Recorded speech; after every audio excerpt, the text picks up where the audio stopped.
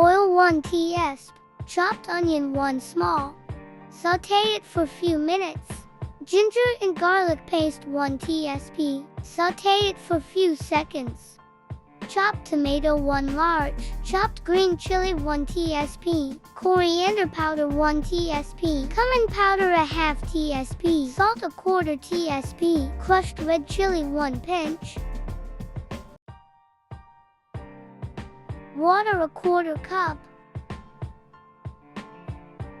Cover and cook it on low flame for 4 to 5 minutes.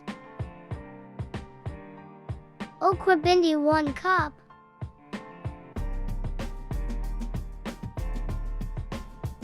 Cook it on high flame for 4 to 5 minutes. Plain cooked beef to teaspoon. Water a half cup.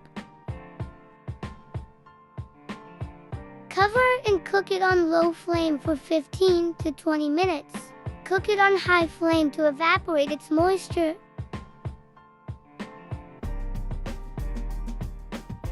It's ready for Mr. Munchkin. Thanks for watching. Do subscribe my channel.